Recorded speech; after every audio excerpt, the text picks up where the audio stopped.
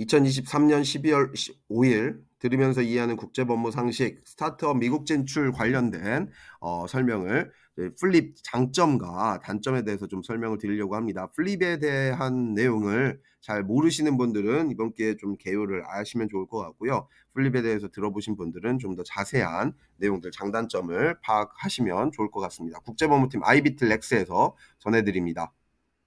자, 스타트업 미국 진출을 할 때 플립의 장점과 단점을 이제 살펴보는데, 플립이 도대체 뭡니까?라고 하면 보통 이제 본사를 한국 본사가 미국 진출을 할 때 미국에 지사를 설립을 하고 나서 사실상 본사를 미국에 있는 지사가 본사가 되는 식으로, 그리고 한국에 있는 본사가 한국의 지사가 되는 식으로 이제 지배 구조가 전환이 되는 그런 경우를 이제 플립이라고 합니다. 그래서 모자 회사로 지배하는 형태만을 이제 만드는데, 플립을 왜 하는지는 이제 외국 투자자들의 투자를 유치하기 위해서, 그러니까 한국 상법에 익숙하지 않은, 그러니까 큰 시장 미국 시장에서 투자하는 이제 외국 투자자들이 미국 법이 더 익숙해서 미국에 있는 법인을 어떻게 보면 존속을 하기를 원하고, 이제 한국에 있는 본사와의 거래를 좀 이제 꺼려하는 경우들이 있습니다. 그래서 신속한 계약 처리라든가 송금 처리 같은 것들을 투자자들이 원하는 경우에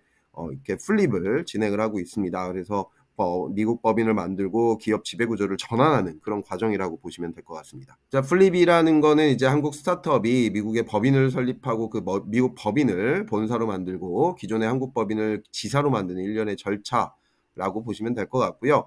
플립을 진행을 만약에 하면 주식 교환이라든가 주식 매수 또는 합병의 어떤 방식으로 어떤 그 기업 지배 구조를 바꾸는 그런 절차를 진행하는데, 당연히 이제 법무법인, 이제 저희 같은 국제법무팀의 자문을 받아가면서 법인 설립하고 기업 지배 구조를 바꾸는 그런 역할들을 하시면 좋을 것 같습니다. 이 플립에 대해서 저희가 어떻게 보면 전문성을 가지고 있는 국제법무팀이기 때문에 언제든지 이제 문의를 주시면 저희가 기업 지배 구조를 좀 자세하게 설명을 드릴 수 있을 것 같습니다. 자, 플립의 장점입니다. 해외 벤처 캐피탈이라고 하는 이제 해외 투자자들로부터 투자받기에 굉장히 용이합니다. 미국 벤처 캐피탈 같은 경우에 투자 유치를 위해서는 본사가 이제 미국 같은 해외 시장에 있는 것이 유리합니다. 아까 말씀드렸듯이 한국 상법은 약간 보수적이라는 그런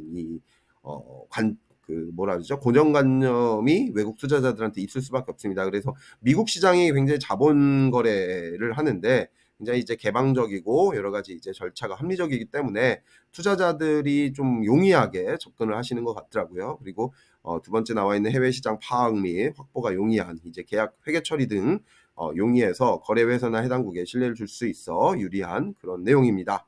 그런데 이제 회사 운영할 때 엔젤이나 VC 같은 이제 기관 투자를 많이 받기 때문에 의사결정 과정 단계가 늘어나거나 여러 제약 조건 등이 덧붙여지는 경우들이 많이 있기 때문에 스타트업들이 회사를 운영할 때 사공이 많아지는 그런 단점이 있습니다.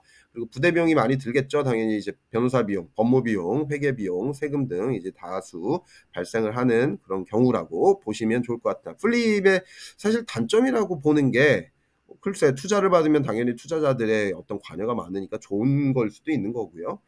부대 비용은 당연히 이제 법률 비용, 이런 이제 절차 진행들, 뭐 법인 설립하고 하는 비용들이 당연히 들어가기 때문에 진행에 대한 어떤 니즈가 있으면, 정확한 어떤 필요 요소가 있으면 플립을 제대로 진행을 하시면 좋을 것 같다라는 거. 그러니까 단점을 어떻게 보면 단점으로만 보지 않고 장점으로 승화할 수 있다라는 거 참고하시면 좋을 것 같습니다.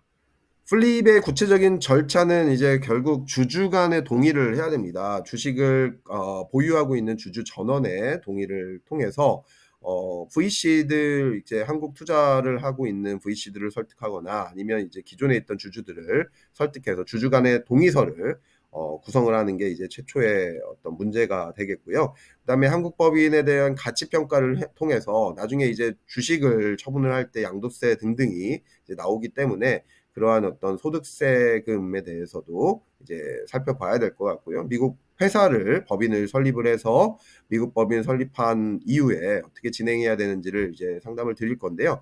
요즘 이제 델라웨어주로 법인 설립하시는 분들이 많은데 사실 델라웨어주가 이제 90년대에서 2000년대 많이 설립이 됐지 큰 장점이 있는 것은 아닙니다. 요즘에 이제 예전에는 온라인 파일링이라든가 회사법이 좀 간편하다고 델라웨어주의 이제 동부 쪽으로 법인 설립을 많이 했는데 사실상 이제 미국 각 주를 좀 비교해서 법인 설립에 대해서 고민을 해보는 그런 어떤 그 스마트한 방법들도 많이 있기 때문에 저희 사무실 국제법무팀에 문의를 주셔서 상담을 좀 하시면 좋을 것 같고요.